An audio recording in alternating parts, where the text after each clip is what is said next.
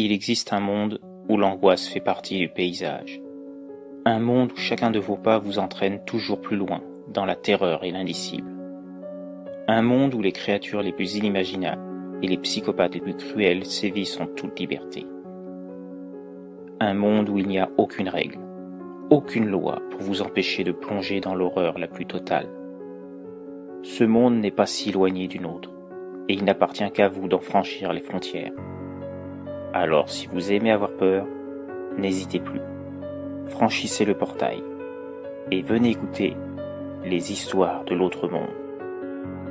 La fiancée des ténèbres. Il existe des secrets familiaux qu'il vaut mieux parfois ne pas connaître, car ils vous entraînent dans une situation dont vous sortez rarement indemne, et pour lequel vous regretterez votre curiosité. C'est le cas d'Ezan, qui pensait avoir trouvé l'amour de sa vie en la personne de Kim, une jeune fille admirée par nombre de personnes, mais dont la réputation inquiétante de sa famille les faisait également fuir aussi rapidement que leur regard s'était posé sur elle. Kim était pourtant ce qu'on a coutume d'appeler un bon parti, fille unique d'un couple reconnu comme étant l'un des plus puissants, économiquement parlant, d'Angleterre. La reine elle-même faisait partie de leur connaissance. Pour beaucoup, ce simple fait pourrait donner envie de se rapprocher de cette famille et compter parmi leurs contacts commerciaux. Pourtant, il existait un mystère autour d'elle. Kim était très courtisée et les prétendants changeaient souvent d'avis quand leur propre famille ou leurs amis leur indiquaient que fréquenter Kim, c'était s'exposer à disparaître. Elle avait déjà été fiancée à 6 reprises et personne n'avait jamais revu les heureux élus. Bien sûr, ses parents ont toujours démenti ce qu'ils considéraient comme des rumeurs destinées à salir leur image, expliquant que les fiancés avaient eu des différends avec leur fille, quelque temps après les fiançailles, raison pour laquelle Kim et ses parents avaient coupé court à toute relation avec ses amoureux éphémères, et ignorant ce que ceux-ci étaient devenus par la suite. Les domestiques, interrogés après chaque disparition mystérieuse, avaient affirmé avoir vu l'ex-fiancé quitter la demeure familiale de leur plein gré, et en pleine forme. Néanmoins, le doute persistait, et des rumeurs de malédiction pesaient sur les Hansbrock et leur fille Kim, vu qu'aucun de ses ex n'avait reparu quelque part. Ils avaient tous disparu sans laisser de traces, forgeant le caractère maudit de la jeune fille et ses parents. Malgré tout, certains ne prêtaient pas attention à ces ragots, et se voyaient ravis d'être en lien avec les Hansbrock. C'était le cas du jeune Ezan, dont les parents avaient obtenu un contrat exclusif avec la famille maudite, leur assurant des revenus plus qu'avantageux, et un partenariat dans les parts de leurs différentes sociétés de courtage, presse et immobilier. Contrat qui avait donné lieu à l'organisation d'une soirée pour fêter l'événement, auquel plusieurs centaines d'invités avaient été conviés au sein de la demeure familiale des Hansbrock, et faisant quelque peu oublier les rumeurs persistantes tournant autour de cette famille. Les Mildod, la famille à laquelle appartenait Ezan, ayant une réputation dépassant les frontières de l'Angleterre. C'est donc à l'issue de cette soirée que le jeune Ezan vit pour la première fois Kim Hansbrock, et fut subjugué par sa beauté et son sourire charmeur, lui faisant mettre aux oubliettes toutes les sombres histoires dont lui avaient fait part ses amis, lui conseillant de ne surtout pas approcher Kim, sous peine de disparaître à son tour, comme ceux l'ayant précédé.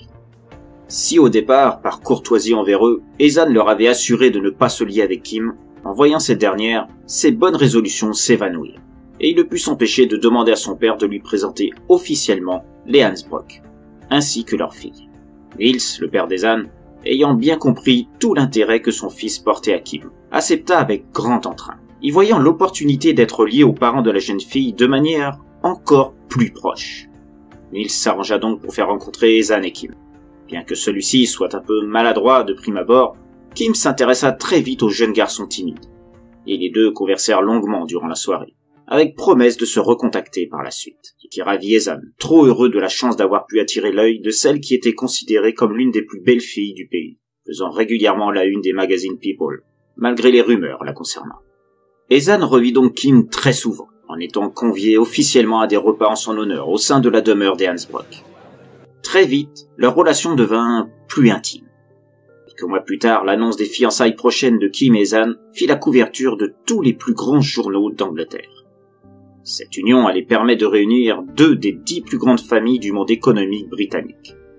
Autant dire que même les plus petites chaînes de télévision ne pouvaient manquer de colporter cette annonce médiatique immense. Les fiançailles furent retransmises en direct sur plusieurs médias, remplissant les pages des réseaux sociaux et la presse People à un niveau rarement atteint. On parlait déjà d'un conglomérat avec d'autres familles voulant se rallier aux Hansbrock et aux Mildod, et pouvant mener un quasi-monopole de différents marchés financiers et économiques. Mais au-delà de tout ce battage, il y avait surtout Kim et Ezan, dont l'amour était d'une très grande force, ce qui ravissait leurs parents respectifs.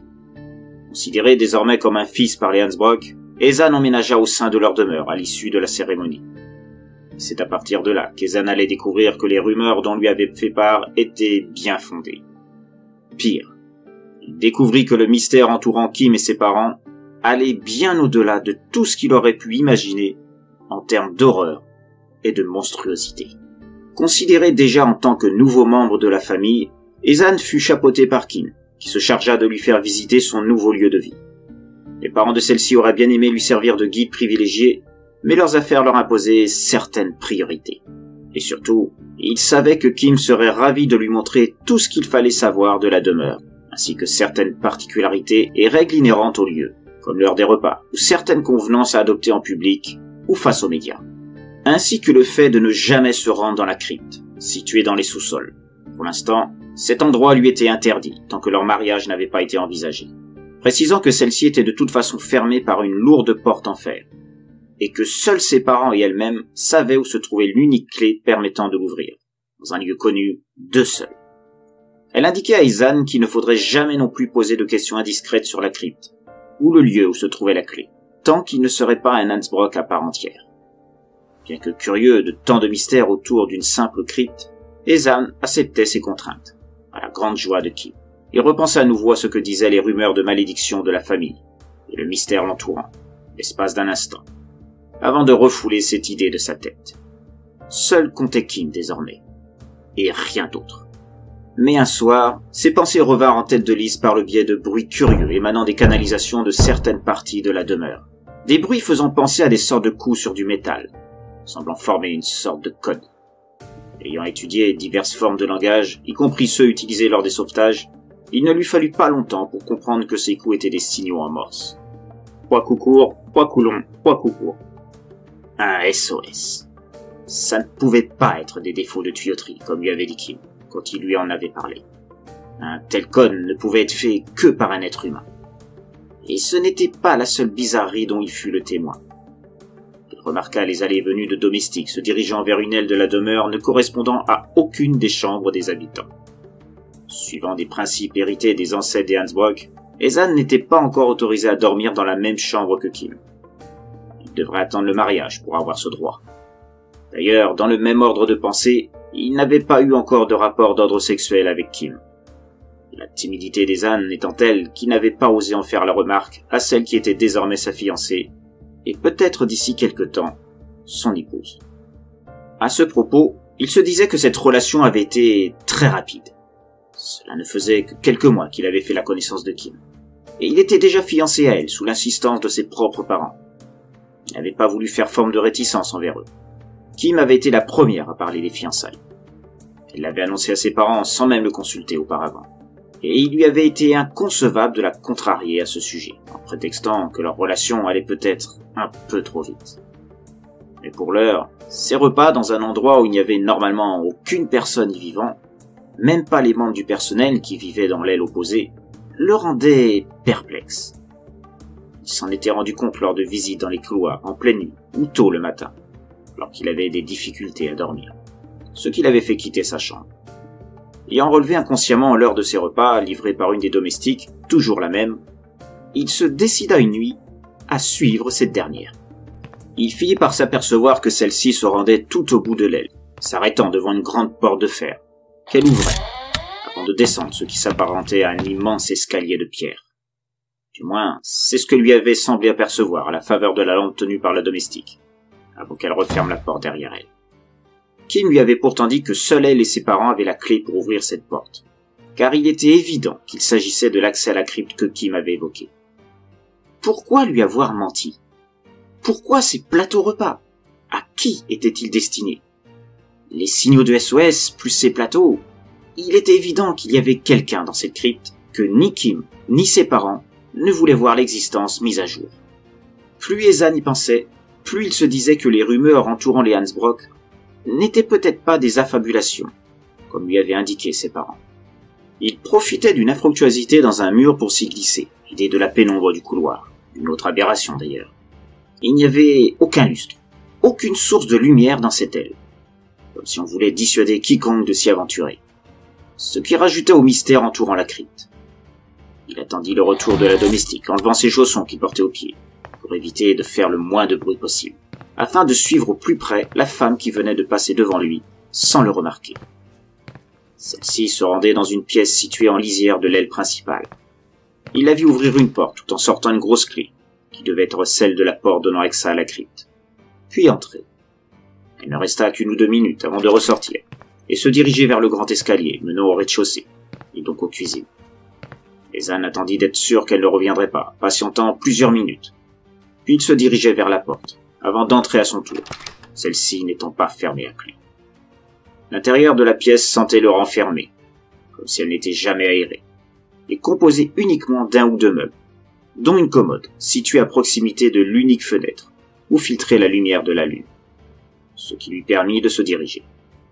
Il aperçut, juste au-dessus de la commode, un crochet où pendait une grande clé en fer. C'était sûrement celle de la crypte.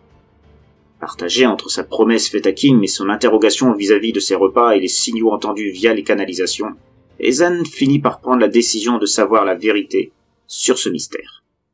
Il s'emparait de la clé, ressortait discrètement, et se dirigeait vers la porte de la crypte. Une fois ouverte, il refermait derrière lui, et descendit le grand escalier de pierre. Pour faire face à la pénombre, il utilisait son zippo qu'il tenait dans sa poche. Une habitude. Ce zippo lui avait été offert par son grand-père il y avait plusieurs années. C'était quelque chose auquel il tenait beaucoup, et qu'il ne quittait presque jamais. Il arrivait en bas de l'escalier. Apercevant des torches comme on en voit dans les vieux films Universal, il enflammait plusieurs d'entre elles afin d'avoir plus de clarté. Et là, il crut défaillir devant le spectacle qui s'offrait à lui. Il avait bien senti une puanteur le prenant à la gorge dès son arrivée au sein de la crypte. Mais jamais il n'aurait imaginé que ce pouvait être à cause d'une telle vision d'horreur. Devant lui se trouvaient des cages où étaient enfermés 2 hommes faméliques, comme presque vidés de toute graisse, faisant ressortir leurs os de manière horrible. Et comble de tout, leur bouche était cousue, fermée par ce qui semblait être des fils de fer, leur empêchant donc de faire ressortir le moindre son. Derrière la cage, Ezan apercevait des tuyaux presque collés au barreau. Ce devait être sur ceux-ci que ces malheureux tentaient de trouver de l'aide au-dessus, en pratiquant ces signaux en morse sur leur surface. À la vue d'Ezan, les 2 hommes s'agitèrent, se tenant au barreau, montrant des signes de tentative de communication, lâchant des gémissements presque imperceptibles. Ezan ne savait que faire. Les cages étaient fermées par des serrures elles aussi, et il n'en avait pas la clé. Il ne voyait pas non plus d'outils susceptibles de forcer l'ouverture. Instinctivement, il regardait autour de lui, afin de voir si quelque chose pourrait lui permettre de les faire sortir. Et là, il vit un autre sommet de l'horreur. Sur le sol se trouvaient des monceaux de cadavres de toutes sortes. Certains se résumaient à des squelettes, d'autres semblaient dans un état encore plus monstrueux que ceux en cage. Il se rappelait alors un autre détail curieux dont il avait été le témoin. Certaines nuits, il avait été réveillé par un bruit de moteur venant du dehors. Il avait alors vu par la fenêtre un camion de couleur sombre, d'où des hommes sortaient d'étranges caisses. Il n'avait pas pu voir leur forme exacte, mais il lui avait semblé que cela ressemblait à des cercueils. À ce moment, il avait cru que c'était la fatigue qui l'avait fait divaguer. Mais en observant ces cadavres étalés au sol, il vit aussi des cercueils placés sur le long du mur, juste derrière eux. Il ne les avait donc pas imaginés. Ezan en était encore à se demander quoi faire quand il entendit des voix derrière lui. Paniqué, il se retournait et aperçut Kim et ses parents, l'air dépité, l'observant. Kim s'approchait alors d'Ezan, disant qu'elle était triste de voir qu'il n'avait pas tenu compte des règles, qu'il n'aurait jamais dû voir ça. Elle qui pensait qu'il serait peut-être enfin celui qui serait à même de partager sa vie et son secret. Ezan tombait à genoux en voyant Kim se transformer peu à peu, montrant une silhouette monstrueuse, ses bras s'allongeant jusqu'à former des sortes de griffes à leur extrémité, des ailes s'élevant derrière elle, semblant sortir de son dos, pendant que son visage se garnissait de yeux remplis de rouge. Ses pieds s'allongeaient aussi, le tissu de ses vêtements se déchirant pour montrer une peau rugueuse. Ezan pleurait, demandait qu'elle ne lui fasse pas de mal, qu'il était désolé de sa curiosité, qu'il ne dirait rien de son secret. Ce à quoi Kim répondit qu'il était trop tard pour ça, qu'il l'avait déçu, et qu'il ne méritait que de rejoindre les autres dans les cages, rajoutant que désormais, comme eux, il lui servirait de jouet sexuel, jusqu'à ce qu'il meure d'épuisement, précisant qu'il devait s'estimer heureux de ne pas lui servir de repas comme les autres entassés vers le mur. Elle lui indiquait également qu'elle n'était pas la fille biologique des Hansbrock. Elle avait été adoptée par eux il y avait plusieurs années. Il l'avait découverte errant dans une forêt, amnésique. Elle ignorait qui étaient ses vrais parents, mais ça n'avait pas d'importance. Car même en découvrant sa vraie nature, les Hansbrock avaient été de bons parents, lui offrant ce dont elle avait besoin. Des corps à assécher de leur fluide vital. Seule manière pour elle de se nourrir véritablement. Même si elle était parfaitement capable de manger de la nourriture humaine. Mais ce n'était pas suffisant pour la rassasier. Quand Ezan lui demanda ce qu'elle était, Kim lui dit qu'elle faisait partie de la race des succubes. Un démon femelle qui se nourrit du fluide vital des humains. Et pour ceux qui sont assez résistants, elle offre ses charmes. Tant qu'ils le peuvent, comme ce fut le cas de ceux l'ayant précédé, ayant été, eux aussi, trop curieux. Elle pensait qu'il serait celui qui mériterait de devenir un incube, afin de partager sa vie pour l'éternité, grâce à un rituel découvert par ses parents adoptifs. Mais maintenant, il se rajouterait aux fiancés disparus aux yeux de l'extérieur. En larmes, suppliant Kim à nouveau, Ezan se fit emmener par les parents de celle-ci dans une cage, aux côtés des deux autres, alors qu'il criait de désespoir. Ces derniers lui précisèrent que pour ce soir, il se contenterait de l'endormir. Il lui coudrait la bouche demain. Une fois enfermé, Kim s'approchait d'Ezan, lui caressant ses joues en pleurs, à travers les barreaux, en lui disant de ne pas s'inquiéter, qu'elle prendrait bien soin de ne pas le vider trop vite, comme ses prédécesseurs, pour faire durer le plaisir. Qu'une belle vie s'annonçait pour lui, tant qu'il serait capable de tenir le coup. Là-dessus, elle retirait sa main, griffant délicatement sa joue au passage. Un signe d'affection pour une succube telle qu'elle. Puis il reprit peu à peu sa forme humaine et s'éloignait en indiquant qu'elle avait hâte d'être à demain soir pour leur première nuit d'amour, avant de pousser un petit rire entre moquerie et sensualité, pendant que ses parents s'approchaient d'Ezan et lui administraient un sédatif. Ezan voyait ses yeux s'affaisser, voyant tout juste Kim remontant l'escalier, tentant de lutter, mais au bout de quelques secondes, il finit par s'endormir. Bientôt, les Hansbrock annonceraient la fuite d'Ezan suite à une dispute avec Kim.